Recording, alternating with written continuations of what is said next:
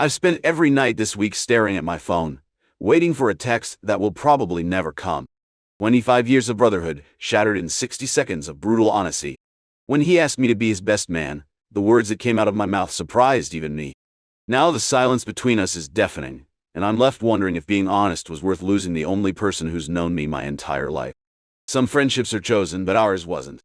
Our mothers were neighbors in the same apartment complex, both single parents just trying to survive. I was 5 when they moved in next door, him just 4. My earliest memory is teaching him how to climb the big oak tree behind our building, his small hands gripping the bark while I stood behind him, promising I wouldn't let him fall. That was the unspoken pact we made before we were old enough to understand what promises even meant. We shared everything growing up. When my mom could afford new shoes but his couldn't, we'd alternate who wore them to school. When his mom managed to scrape together enough for Little League, I was the one sitting in the stands while he played, never once feeling jealous, because his victories felt like mine too. We were two halves of the same person, finishing each other's sentences by middle school and developing inside jokes so complex that no one else could understand them. High school was where most childhood friendships fracture, but ours only strengthened. We navigated the hellscape of adolescence together. When my first girlfriend broke up with me at 16, he showed up at my house with a stolen bottle of his mom's vodka and sat with me until sunrise while I cried and raged. When his dad temporarily came back into the picture, only to disappear again 3 months later, I let him punch a hole in my bedroom wall because I knew he needed somewhere safe to put his anger. College separated us physically for the first time. In state school, on a partial scholarship, me working full-time and taking night classes at community college. But we called each other every day, sometimes just to breathe into the phone when words were too hard to find. When my mom got sick during sophomore year, he drove 4 hours every weekend to help me take care of her, never once complaining about the assignments he was missing or the parties he was skipping. I was the best man at his first wedding when we were 23, a courthouse ceremony followed by drinks at our favorite dive bar. I held him for hours when she left 8 months later, having decided marriage was a mistake. I helped him pack up the apartment they'd shared, carefully wrapping the few dishes they'd received as wedding gifts, pretending not to notice when he quietly slipped his wedding band into his pocket instead of throwing it away. For 25 years, we've been each other's constant, the one unchanging element in a world that never stops shifting beneath our feet. Until her. He met her at a work conference 2 years ago.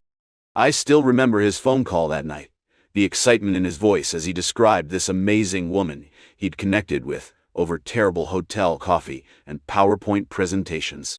I was happy for him. Truly. After his divorce, he'd had a series of short relationships that never seemed to fulfill him. He deserved someone who made him feel alive again. The first time I met her, something felt off. Nothing I could specifically point to. She was attractive, well-spoken, had a good job. But there was something calculating behind her smile, something that didn't reach her eyes when she laughed at his jokes. I told myself I was being overprotective, that I was looking for flaws because no one would ever be good enough for my best friend.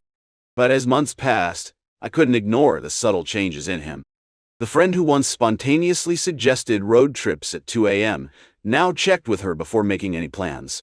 The guy who had opinions about everything from politics to pizza toppings now deferred to her judgment on even the smallest decisions. His booming laugh, the one that used to turn heads in crowded restaurants, became quieter, more restrained. He started canceling our standing Thursday night beers, always with a different excuse. When he did show up, he was constantly checking his phone, responding immediately to her texts. Once, when she called during our pool game, I watched him physically tense up when he saw her name on the screen, his entire demeanor shifting from relaxed to alert in seconds. There were other things, small but unmistakable. How he'd stop mid-sentence sometimes, reconsidering his words as if afraid they might be reported back. How he gradually dropped contact with several mutual friends she didn't approve of. How he second-guessed decisions he would have previously made confidently. I tried talking to him about it once, 6 months into their relationship. We were changing the oil in his car, something we'd done together since we were teenagers, and I casually mentioned that he seemed different lately. He immediately became defensive, insisting he was happier than he'd been in years. When I pressed a little, asking if he was really happy or just afraid of being alone, he slammed the hood down so hard that oil splattered across his driveway. We didn't speak for 2 weeks after that, so I backed off. I told myself it wasn't my relationship, not my choice to make. I smiled through dinners, where she subtly corrected his table manners. I bit my tongue when she teased him about his career ambitions, suggesting he lacked drive. I pretended not to notice when she went through his phone while he was in the bathroom, scrolling through his messages with an expression of clinical detachment. But inside, I was watching my best friend, the bravest, kindest person I've ever known, slowly disappear. When he told me he was planning to propose, I felt physically ill. We were grabbing lunch, a rare moment when she was out of town visiting her sister. He seemed almost manic, talking rapidly about how he'd found the perfect ring, how he was planning to ask her at the restaurant where they had their first date. "Are you sure?" I asked, trying to keep my voice neutral. "You've only been together 2 years. When you know," he said, but his eyes didn't meet mine. "Do you know?" I pressed. "Because this doesn't seem like you." His face hardened then, in a way it never had when directed at me. What's that supposed to mean? I wanted to say everything. About how I barely recognized him anymore. About how he seemed to be constantly walking on eggshells around her. About how he never talked about his own dreams anymore, only their plans. But I couldn't form the words. 25 years of friendship sat between us at that restaurant table, and I couldn't bear to be the one to crack his foundation. "Nothing," I said finally. "Just making sure you're sure." He proposed the following weekend. She said yes.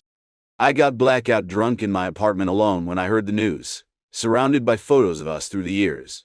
Gap-toothed grins in elementary school, awkward teenage poses at prom, arms around each other at his first wedding.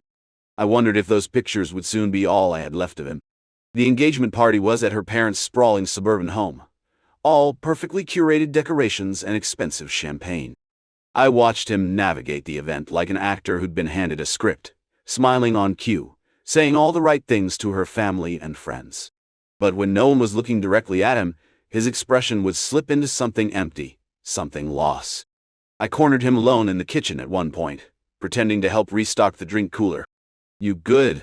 I asked, keeping my voice low. "Of course," he said, but his hands were shaking slightly as he arranged the beer bottles. "Why wouldn't I be? You just seem—" I hesitated, searching for words that wouldn't trigger his defenses. "Different." He stared at the cooler for a long moment. "People change when they're in relationships. They grow. That's normal. Growth doesn't usually look like fear," I said, the words escaping before I could stop them. His head snapped up, eyes finally meeting mine, and for a split second, I saw my actual friend there, the real person behind the facade he'd been wearing. But then she called his name from the living room, and I watched the shutters come down again. He walked away without responding, shoulders stiff under his new blazer that she'd picked out. I left the party early, making an excuse about not feeling well. He texted me the next day, a generic thanks for coming message that could have been sent to any guest. I responded with equal politeness. It was the longest, most empty exchange we'd ever had. The months following their engagement were painful to witness. He threw himself into wedding planning with an intensity that seemed almost desperate, as if the perfect venue or the right color scheme might fix whatever was broken inside him. She made most of the actual decisions, but he was obsessively concerned with the details, texting me spreadsheets and Pinterest boards at midnight. "Since when do you care about floral arrangements?" I asked him once when we managed to grab lunch, another rare occasion when she was busy elsewhere. "It's important to her," he said automatically, then paused, like he was hearing his own words for the first time. "And, to me. It's important to me too." Our friendship continued to erode. Where we used to talk daily, weeks would now pass with minimal contact. When we did see each other, conversations stayed carefully superficial. He never asked about my dating life anymore, never vented about work frustrations, never referenced inside jokes that had sustained us for decades. I tried reaching out to others in our friends' circle, testing whether I was the only one seeing the changes in him. Most had noticed but chalked it up to the natural evolution that happens when someone gets serious with a partner. A few admitted they'd seen concerning dynamics but, like me, didn't know how to approach it. His mom called me one evening, voice tight with worry. She'd always been like a second mother to me, had made me promise to look out for him when we left for college all those years ago. "He doesn't come around much anymore," she said. "And when he does, she's always there, always answering questions I directed him." Last week I asked when they were thinking about having kids, and before he could even open his mouth, she said they weren't discussing that with anyone yet. The way she said it. She trailed off. "I know," I said, because there was nothing else to say. We both knew something was wrong, and we both felt powerless to stop it. The wedding date was set for summer. 8 months of planning, of watching him become increasingly anxious and withdrawn. 8 months of her gradually isolating him from everyone who truly knew him. 8 months of me wondering if there would be anything left of my friend by the time he stood at that altar. I tried once more to reach him, suggesting we go camping like we used to in our early 20s. Just us, no phones, no distractions. He seemed genuinely excited by the idea, the first spark of his old self I'd seen in months. But 3 days before our planned trip, he canceled. The text was clearly written by her, using words and phrases he never would. I didn't bother responding. It was a Tuesday night when he called and asked if we could meet for a drink. Just hearing his voice without her in the background felt strange, nostalgic. We agreed on our old dive bar, the place we'd celebrated his 21st birthday, the place we'd toasted his first marriage, the place we'd gotten thrown out of for starting a friendly but overly enthusiastic dart competition that ended with a hole in the wall. He was already there when I arrived, nursing a beer, looking smaller somehow than I remembered. When he saw me, his face lit up with a genuine smile, the first I'd seen from him in so long that my chest actually ached. For an hour, it almost felt like old times. We talked about work, about the bar's new renovation that we both agreed made it worse, about the basketball team we'd followed since childhood. He laughed his real laugh once, when I reminded him of the time we'd gotten lost hiking and ended up sleeping in a stranger's barn. The sound of it made my throat tight. Then, as we ordered our third round, he cleared his throat and shifted in his seat.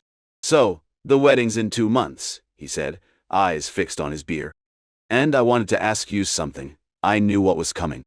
Had been both dreading and hoping for it since they'd gotten engaged.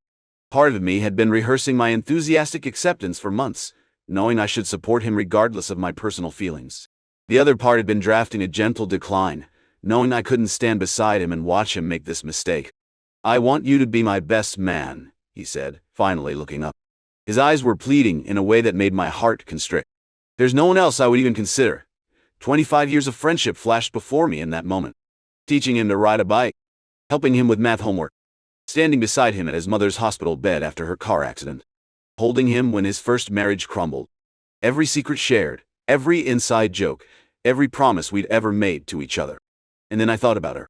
About how she'd methodically dismantled everything that made him who he was. About how his eyes now constantly scanned rooms for her approval. About how he flinched slightly when his phone rang.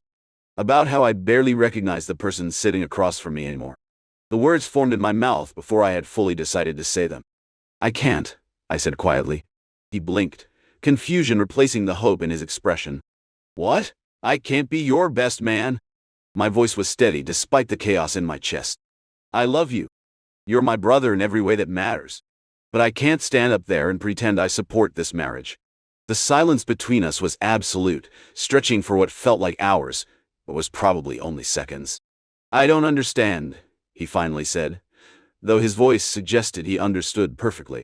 "You're not you anymore," I said, the dam breaking on words I'd been holding back for 2 years.